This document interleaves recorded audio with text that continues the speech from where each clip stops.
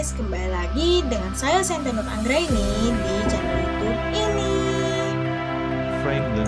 Nah, di video kali ini saya akan mereview sebuah buku yang berjudul The Social World of Batavia Europeans and Eurasians in Colonial Indonesia, atau judul bukunya adalah The Social World of Batavia, karya Jean Gelman Taylor. Tapi di sini saya tidak akan mereview semua bab bukunya. Yang akan saya review itu hanya bab 2 dan juga bab 3. Di bab kedua ini berjudul Growth of the Settlement Society, atau pertumbuhan pemukiman masyarakat. Nah, di bab 2 ini menjelaskan bahwa awalnya Batavia itu dibentuk sebagai benteng dagang VOC, tetapi berkembang menjadi pemukiman masyarakat tetap. Nah, para perempuan, khususnya istri maupun janda para pejabat VOC itu memiliki peran dalam mengikat hubungan politik dan ekonomi melalui pernikahan. Selain itu, di dalam pemukiman di Batavia itu berkembang menjadi campuran antara orang Eropa dengan juga orang Asia atau Eurasia, budak dan penduduk lokal yang tinggal di pemukiman tersebut. Nah, contohnya seperti pada gambar yang ada di dalam slide ini. Di dalam gambar tersebut merupakan seorang pejabat VOC bersama istrinya yang didampingi budak di belakang mereka. Nah, karena adanya pernikahan antara orang Eropa dan juga Asia yang bisa disebutkan sebagai Eurasia, akhirnya bahasa yang digunakan itu kebanyakan menggunakan bahasa Portugis dan juga bahasa Asia atau Nusantara dibandingkan bahasa Belanda. Jadi walaupun orang Asia menikah bersama orang Eropa, di dalam rumah tangganya itu tetap memperbolehkan budaya Asia untuk dipelajari.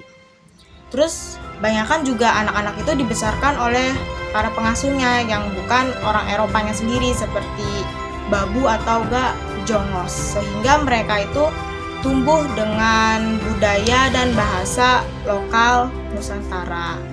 Karena itulah terjadi yang namanya pembentukan budaya atau mestizo, yaitu campuran orang Eropa dan Asia.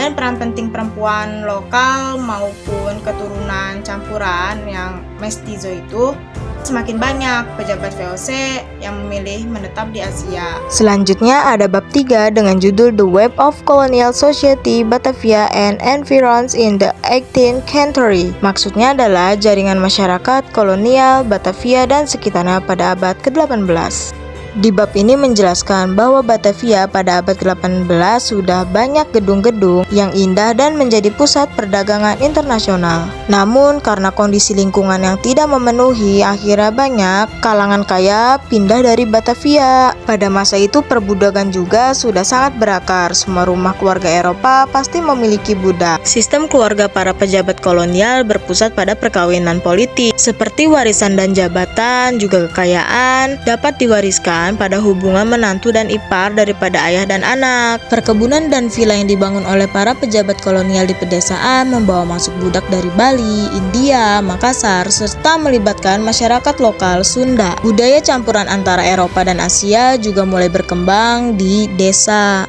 Di akhir abad ke-18, para pejabat atau elit Batavia semakin mandiri dari Belanda dengan jaringan keluarga yang saling terhubung melalui pernikahan menciptakan aristokrasi lokal bercorak Eurasia atau Eropa-Asia.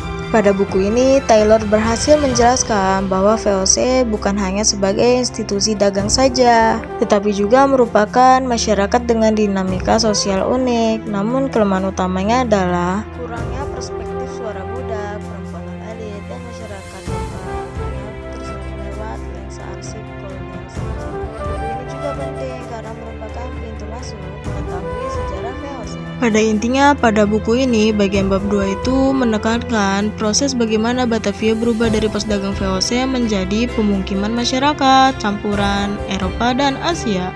Selain itu, migrasi para elit VOC ke pedesaan melahirkan budaya Eurasia yang semakin kuat.